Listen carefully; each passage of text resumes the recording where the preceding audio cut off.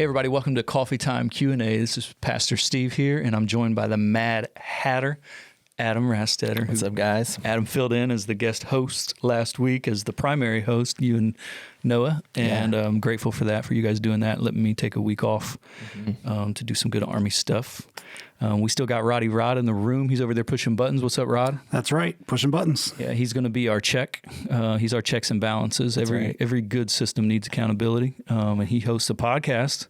But what does the Bible say? And so whenever we say something that the Bible doesn't say, Rodney's going to say, wrong. And you're going to be like, hey, but what does the Bible say? When we start just giving our own opinions, and you have to check. Yes, I'll just say wrong. That's what. Right. You got to give us. You got to give needs a us buzzer. Book, chapter, verse. No, it's not giving me more ideas. He's going to have a buzzer soon, and he's going to be beeping us.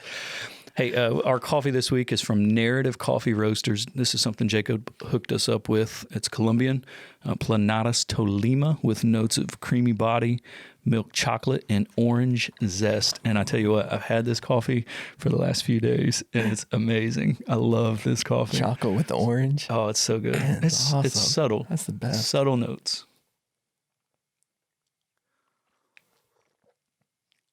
All right. It's excellent. So good.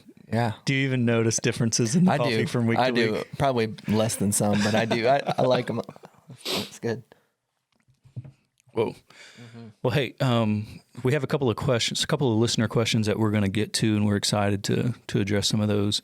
But we kind of called an audible today because I wanted to have a conversation a few weeks ago or a few episodes ago, whenever we had Justin Turner as a guest on here, me, him, and Jacob at the time. We talked about a man named Woody, Crossweight, and Woody was the guy that we mentioned specifically who had discipled like a ton of young men, specifically poured into Justin, did Justin's wedding. Like he played a critical part in Justin's spiritual formation, as well as literally probably hundreds of men. I was part of his men's group for just a brief period of time, just because I wanted to observe like Woody in action, how he discipled young men, and he invited me into that, and I learned a lot from him in just that short amount of time. Mm-hmm. Woody, unfortunately, passed away last week, and I got news of that, and it grieved my heart. But at the same time, I experienced, what I think many Christians experience when they lose a believer, someone you care about. You have this simultaneous grief, right, that is sorrowful, yet always rejoicing. Yeah. Right? And so there is this joy knowing that Woody's with the Lord, like truly believing that, And it just got me thinking, because along with his loss and the loss of many other great men of God that I've witnessed, over the years, we came across a quote in our staff training. As a staff, we're reading this little book here called Discipling. It's one of Mark Dever's books, part of the Building Healthy Churches series. And me and you, Katie Lynn, our staff, Noah, Lisa, have been walking through this book. And we came across a quote in this chapter 9 on paying the cost. And it was talking about the example of those that went before us or among us. And it's by Richard Sibbs. He says, "We must one day give an account to God, not only for what sermons we have heard, but for the examples of those amongst whom we have lived." Meaning that God brings people into our life as examples for us, as models for us in the faith. And Sibbs is saying that there's some level of accountability to that because we've been shown how to live. And man, it just made me think of Woody today when we were talking about that in our staff meeting, because it was like, Woody is, when I think about his life, I think about a man who lived exactly what we say we want at Water's Edge. We want people to become most passionate about what's most important. And Woody was that, like without a doubt. I would put him in my top few people that I've, walked with who live that way, truly most passionate about the gospel, about loving God, loving neighbor, and making disciples. That was Woody. And so it just got me thinking about death and maybe that dichotomy of being sorrowful yet always rejoicing. And you came across a verse that, it's one I often read, but it was about grieving and how Christians grieve the loss of others. 1 Thessalonians 4:13 says, "But we do not want you to be uninformed, brothers, about those who are asleep, that you may not grieve as others do who have no hope.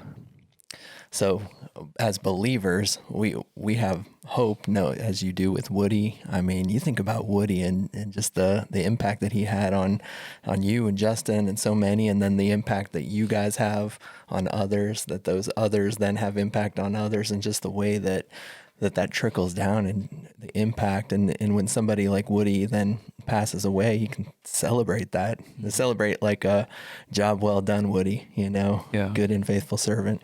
Yeah, and it's that part of grief for a believer where the grief is different. He specifically says we don't grieve like those who have no hope. Right. Because we believe firmly in the resurrection of Christ, that there's life beyond this world. Yeah. And that to be absent from this body is to be at home with the Lord. And so I'm confident of that, you know, and it gives me hope and it gives me joy. But we always miss people, right? And so We do. there's something about death that I think can cause us to examine our own selves and our own lives. And Absolutely. there's a verse in Ecclesiastes. This is one that I often read at funerals. Ecclesiastes 7:2. It says, "It's better to go to the house of mourning than to go to the house of feasting." Now, that's a weird way to start a sentence. Like, who would prefer to go to a funeral than to, a buffet? Right. To feast, to a celebration, a party. But he says it's better to go to the house of mourning than to the house of feasting, for this is the end of all mankind, and the living will lay it to heart. So what the writer of Ecclesiastes is communicating is that there's something about witnessing the death of another, of being in communal mourning over someone's loss, that does good in us. And it says this is the end of all mankind. It makes us face our own fragility, Right. and the fact that we're not going to be here forever. And that should stir something up in us. He says the living will lay it to heart. And so it makes us think of how that person lived. How did they inspire us? What do we want to emulate from their life? Am I living the way I want to live? Am I living most passionate about what's most important? Or as Sib says, he thinks we're not just going to give an account for all the teaching that we received, but for the teaching that we received as in terms of someone's life modeled before us. Yeah. And I think it's a good thing. It is a good thing. It challenges us. Yeah, so I mean that's not a fleshly thing. It's not something where we look forward to going to a funeral rather than a wedding, or we of course look forward to the wedding, and the funeral is sad, but you think about the impact on our lives when you lose somebody close to you, and it's so much more impactful, and just in the way that you really do reflect on their life, reflect on your own life, our own mortality, life after death. You start having those thoughts, and it's good for us to consider those things. Yeah, it should stir us up. I think of, since we've been in Virginia Beach, our previous church has lost a lot of people that I just had amazing respect for, older saints. And, Carol Green was the secretary there, one of the most godly women that I've ever come across. J.B. Walters, that's been several years now, but he was Lisa's dad's youth pastor, my wife's dad's youth pastor. But he was such an encouragement to me starting out in ministry. That church, was kind of this incubator for me. They had a lot of retired pastors, a lot of folks who really loved on me and encouraged me. And so setting great examples, and when someone like that moves on, it should, I think, naturally, bring out this reflection that would cause me to think, okay, am I living life the way I should be living? And man, I don't know. I felt compelled to pause, and to not proceed, because, death is a thing that I don't know if we talk about it enough, maybe at funerals, that seems like, but it is helpful at times to consider our days. David says in the Psalms, teach me to number my days, O Lord. It's like, I want to live every day as it counts. I want to live every day as if this may be my last, but often, we just lose sight of that. Yeah. And I mean, and how sad is it sometimes when we go to funerals and either we know that person rejected the Lord, or, we just don't know, and how sad that is, when you think about that. And I mean, for everyone who has been to funerals, all of us who have lost loved ones, we don't want to be that person, that people are unsure, things are unclear, in any way. There's a marked difference in the funerals of those where there's no ambiguity around whether or not they loved the Lord. Mm-hmm. And there, you can tell in the air, like there's almost a tangible difference in the room, in the way the room feels, the way people respond. And it's always hard, no matter what. Like losing someone's always hard, whether they were a believer or not.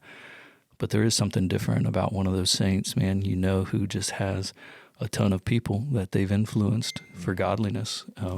And they've moved on. Mm-hmm. And so I draw encouragement from that. Absolutely. Any final thoughts? I was just thinking about, I can't necessarily think of someone who was super impactful in my life who was passed on, but some that maybe are a little bit older right now. And it makes me think, before they pass, I want to go, just tell them and say, thank you for the way you've poured into my life, the way that you've loved me. And, I think that's important too. That death makes us think about that, things that we need to want to make sure that we say and are understood before passing happens. But yeah, I mean, it's such a blessing when when you have a funeral and somebody believed the right things about Jesus. We've talked about in John, we've witnessed the way that they've loved their other people, the way that they've obeyed God's commands, and we've seen all of that. We know that they have eternal life, and it's a good thing, even though there's an emptiness, sadness in our hearts that we're going to miss them, but joy for them. Yeah. Amen. Yeah. Well, good stuff. I appreciate it, man. It's a good conversation, just because I don't think it's talked about enough, and I think it's helpful to lay it to heart when it's on your heart. And that's really what I wanted to do today. Absolutely. Yep. Hey everybody, don't forget to subscribe to our channel if you haven't done so, to like this video, to comment on this video, to share it out, all of that. If you noticed the new merch, I have a Coffee Time Q&A t-shirt on. Rodney's going to drop a shot in there of that. I got a new mug. It's blue, Water's Edge blue. We got the black mugs. There's different colors. You can customize that all at the store. Grab something, support. Thank you guys for watching, and we appreciate you.